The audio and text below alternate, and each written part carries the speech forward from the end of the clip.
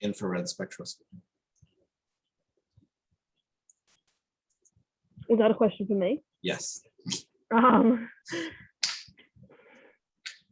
What are we looking at?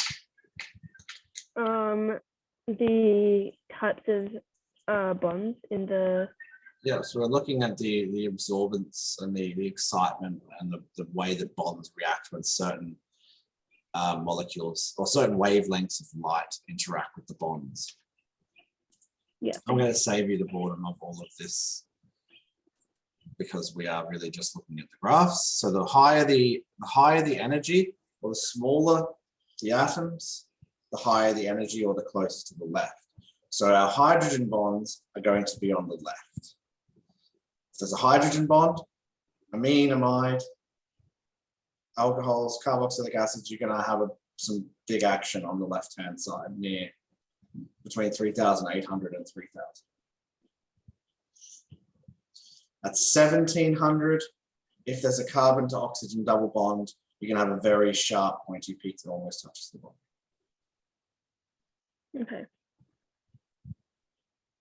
Again, I'm going to save you the science behind it because I don't need to know it. They spend so much time explaining depth scientific knowledge, but they don't explain how to use it. Again, save you this. Don't.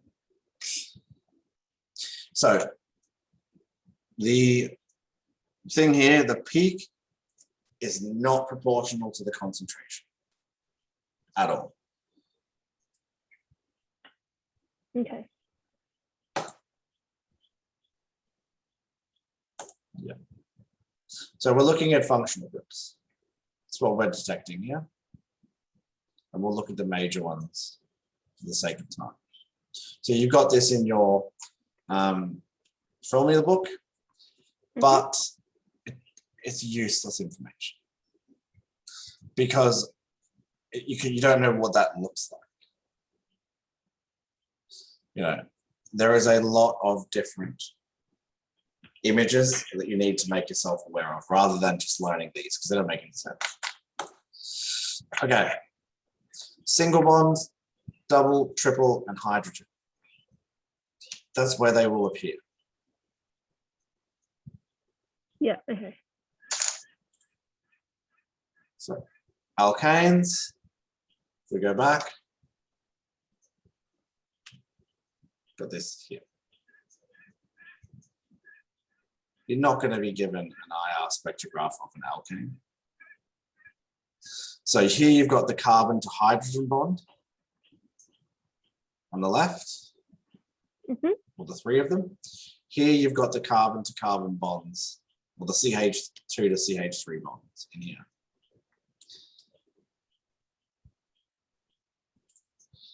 Alkenes, slightly different because we have the double bond.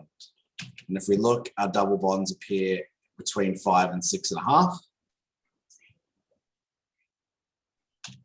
So we know we've got some kind of bond to hydrogen because we've got peaks over here. This guy at about, well, we'll call it 6 across here, wave number of about 1,700. You've got the carbon to carbon double bond. Yeah. So starting to get alkynes, you don't really look at much at alkynes at all, or aromatics. So now we're getting into the serious ones. We've got a big, deep dip here on the left. So that's a hydrogen to oxygen bond. Okay, well, I'll finish this and then we can go. Sorry. All good. So depending on if it's primary, secondary, or tertiary, you've got a slight difference in where this peak rests. But we've got a big dip over here. So we know there's a carbon, an oxygen to hydrogen bond. But there's no peak at 1,700, about here, which is where a carbon to oxygen double bond is. So if there was, it would be a carboxylic acid. But we've only got the oxygen to hydrogen bond here, And that's what I'm trying to say. Just remember what the bonds look like, rather than trying to learn all the numbers. Yeah. Okay. You will sit there and bash your head against the desk in the exam if you just try to remember the numbers. Yeah. So we've got looks like a ton, very pointy ton on the left. We don't have a peak at 1700. So there's no carbon to oxygen double bond. So it has to be an alcohol. Again, that's not the way they're going to teach you, but I'm just going to teach you the easiest way. So if you've got an amide or an amide, you've got a snake tongue here.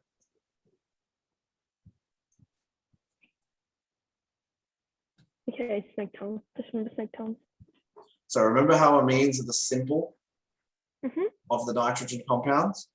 So you've just got a little tongue there, right? So remember that. Just little, nothing else much happening on the spectrograph at all. Aldehydes. So remember when I was talking about this pointy bit here, this deep dip here? That's the carbon to oxygen double bond. Somewhere around the 1700 mark. Okay.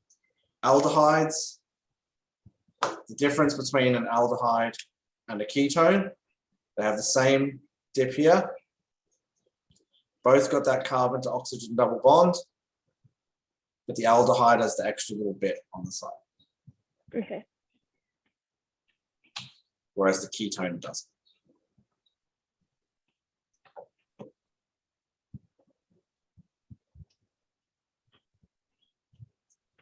So that's how you distinguish between them. Aldehydes, little extra bit on here because they're hiding on the end. So there's like an extra hydrogen hanging off the end. So that's that there. Here, ketone, you've got nothing else there. You've just got that big dip in the carbon oxygen double bond. Again, just teaching you that what I think is the easiest way to do it. Yeah. Carboxylic acid, the entire spectrum is involved. Nothing else looks like a carboxylic acid. We've got our oxygen to hydrogen here. Absolutely massive band there. We've got our carbon to oxygen double bond. So that has to be a carboxylic acid. When you see it, you will know what it looks like. It is, you'll know it when you see it. Because we've got both carbon to oxygen double bond at 1700, and then you've got a massive hydrogen bond on the left. The entire left-hand side is taken up.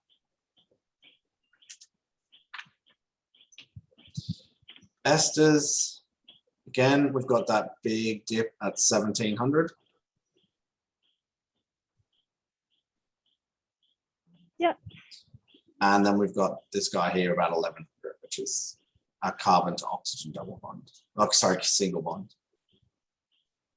Okay. So we know because it's got a carbon to oxygen double bond, but it's not a ketone and it's not an aldehyde because you're looking at the right hand side and all this action going on here. Whereas if you're looking at the aldehydes and ketones, you've got nothing there, do you? Yeah. So that's how you know it's an ester.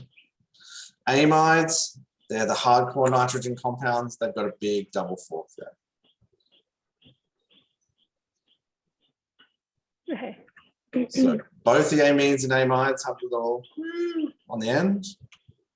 The amines have a little one. The amides, big one. The amides will also have a carbon to oxygen peak at 1700 as well. Yeah. Okay.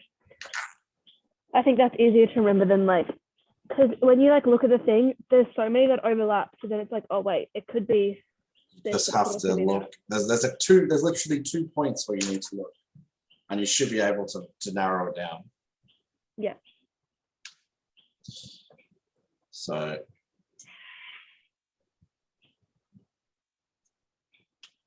again, nitriles. You've not really been told anything about nitriles, so I can't imagine you're going to get them in an exam. Okay. Okay.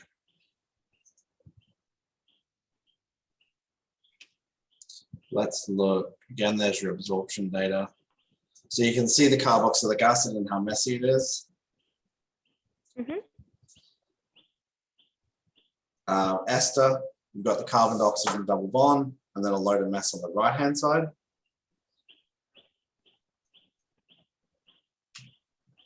So what would this be?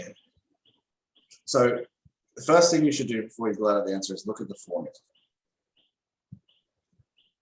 What's the carboxylic acid? So it can only be a carboxylic acid or a ester. Does it look like an ester? No. No. You've got the big double, the oxygen to hydrogen bond here, 1700. The entire spectrum is taken up. So it's carboxylic acid, or it will be ethanol. What would this guy be? What do we got? It's going to be an aldehyde or ketone. Yep. And it's aldehyde? So would an aldehyde have the extra bit? No, it's a ketone. Yeah. Because it's got the extra H. See what I mean about just remember what it looks like. Don't try and learn all of the science behind it. What about this one? That's the big point. So it's going to be an amide. Perfect.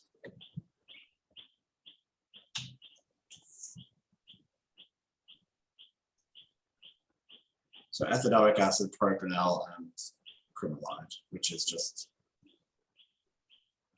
or propanamide, depending on. Again, you're not going to be expecting an exam to be able to draw the molecule from. All right.